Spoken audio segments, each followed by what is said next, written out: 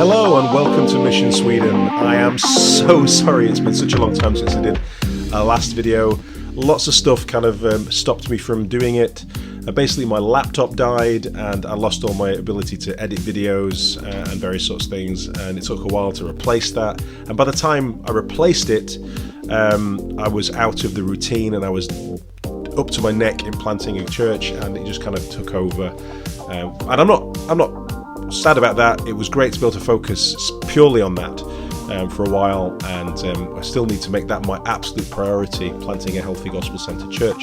But at the same time, I think there is a place, an important place for these videos. I really enjoyed meeting new like-minded Christians in Sweden and building relationships with those, and I'm hoping that through these videos we'll be able to meet more people and continue to work together to share the gospel with Sweden. But also there are just some really interesting things going on in Swedish culture at the moment, is particularly in the church, that I think that are valuable to talk about.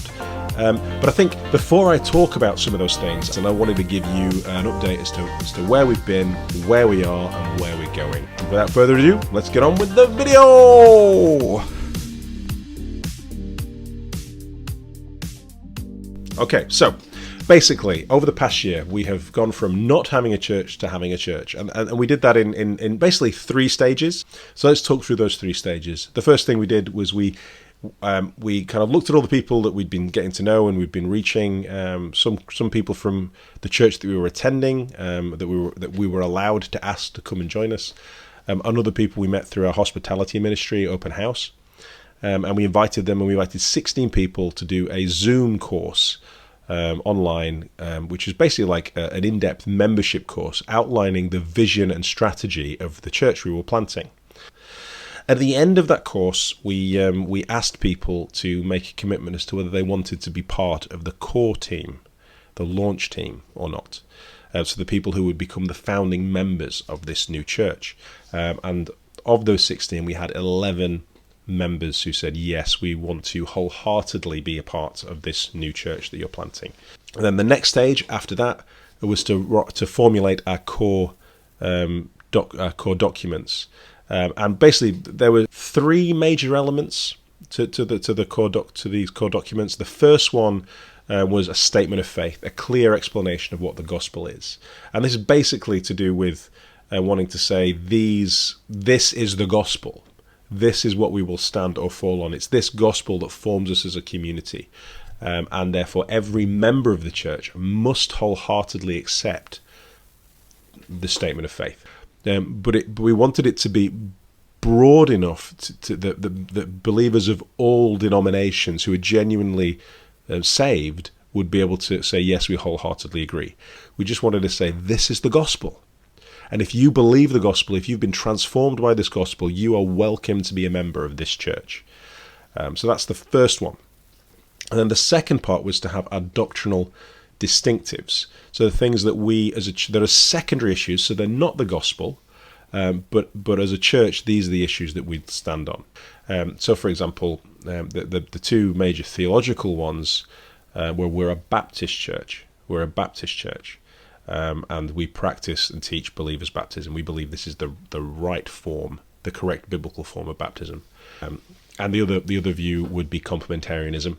So we have baptism and complementarianism. That means complementarianism is the belief that the Bible teaches that the elders of the church, that the Bible states that men should take that position. And I realise that's very countercultural in Sweden. Again, it's a secondary issue. It's not the gospel. So I believe there are many believers who might disagree with me and us on that issue, but we do believe that is biblical, and maybe I should do a video about that in the future and how that relates to Swedish culture, because it's a very hot topic, isn't it? So that's our second one. So part of those doctrinal distinctives would be our values. What are our core values as a church? And these won't surprise you. You've got things like word. We want to be a Bible-centered church. We want to be a community gathered around the Bible, and we wanted to have Bible-centered expository teaching at the heart of every worship service. So word. Spirit, we're continuationists. We believe the gifts of the Spirit are still active in the world today, and we want to be a church that is actively seeking those in a biblical way. Thirdly, community. Won't surprise you. We want Christian gospel-centered hospitality to be at the heart of everything we do. We believe the church is a local community of people that genuinely love one another, that are formed by the gospel into a local family. And we think this is a really key thing, not just for our relationships with one another, but we see meaningful membership in a church as being a vital thing that churches in Sweden need to regain. Membership in Sweden, I would say, in churches has become almost a meaningless thing. You could be a member of a church in Sweden. In fact, the vast majority of members in any church in Sweden don't actually go to church, and a lot of them aren't even Christian. So we won't allow membership to become like that in our church. Membership has to mean something. If we want to guard the gospel, we need to guard membership. And it's really important that we do that. And the last one is mission. We want to be an outward-focused church, where we want to reach the lost for Jesus. We want to intentionally reach the people around us, our friends, our family, our neighbours, for Christ, and so introduce them to the gospel. But the last thing is also we want to be a church-planting church. And we want to see more and more churches planted, because we believe that the primary mission strategy that God has to reach the world is the local church. So we need to plant more and more local churches that are outward focused with meaningful membership. We need that for Sweden, we need that for Europe, we need that for the world, and we want to be a part of that. And then also we had our ethical distinctives. So where do we stand on particular ethical issues that are hot in Sweden at the moment? So for example, where do we stand on abortion? Where do we stand on sex and marriage and gender? Where do we stand on singleness? And where do we stand on euthanasia? I would say we took biblical stands on those issues.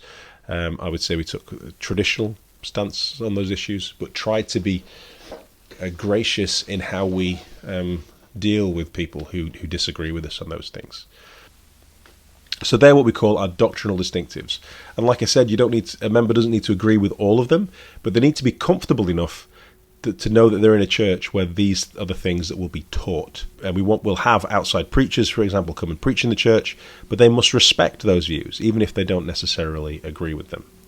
So we're holding. This is the type of church we are. Kungskyrkan is a church that will stand on the Bible, and we will hold our principles hopefully in a gracious and loving way. It's not saying that people who disagree with this aren't Christians. Not that at all. I know many lovely, wonderful biblical Christians who disagree with me on a number of those issues. I would describe many of those differences as differences that family members have around the dinner table. They're conversations that we need to have in a gracious, loving way with our Bibles open. And the final part of the document was we had our membership promises. So we did some teaching as to what it meant to be part of a gospel-centered community, a new church. And then we wrote down promises that we wanted to make to one another, that we would seek to help one another grow in Christ, that we would hold each other accountable, that we would take the warnings of the church seriously, and all those sorts of things. So there we go. Statement of faith, our doctrinal distinctives, and our members' promises. And then once we had these documents, we went to stage 3, which was to become a church. So we met together on October the 16th in in Toltorpskyrkan in Mölndal, which is where we're going to be meeting. And we worshipped together, we took communion together, and we signed our documents together saying we as members hold to these views, and we now are starting a new church. And on that Sunday, we became Kungskyrkans Mölndal. And at the moment, what are we doing now? Well, at the moment, we're meeting together to worship every other week on a Sunday, and on the in-between weeks, we are worshipping with other gospel-centered churches in and around Gothenburg, churches that we've identified as being gospel partners, people that we say we agree with closely enough theologically, and we want to build relationships with them so that we can work together to see the gospel spread across Gothenburg and Sweden. And we're looking forward to talking with the leaders of these churches and learning from them and building stronger relationships with them. And then on the other weeks we worship together, and they're very clumsy meetings at the moment as we figure out exactly how our services will go. But at the centre of every meeting we'll have worship, we'll have prayer, and we'll have a sermon.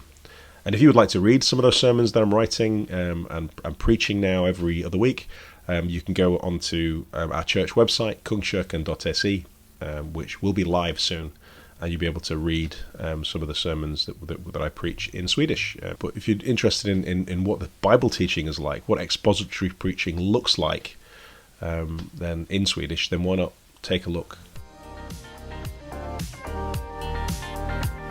So that's where we're at the moment, and we've got a long way to go. We're 11 members, maybe 13 soon, God willing. We have 2 more people that are interested in becoming members, and hopefully we'll be growing relatively quickly. If you want to come and join us for worship, you are more than welcome. Then you can follow us on Instagram, Kungskyrkan on Instagram, or Kungskyrkan on Facebook, Kungskyrkans Mölndal, and we'll be posting there regularly to say exactly when and where we'll be meeting. But also, we're also continuing to meet in our open house every single week on Thursday nights, and so we're inviting everyone. We're still inviting everyone we know to come to those things. That's where we're at. Please pray for us. We need your prayers. We covet your prayers as we're in this very delicate stage of starting Kungskyrkan. Thank you so much for watching this video. As always, it was a bit longer than I thought it was going to be, but I didn't script it, as you can probably tell. Thank you for watching this far, and I look forward to seeing you in the next video.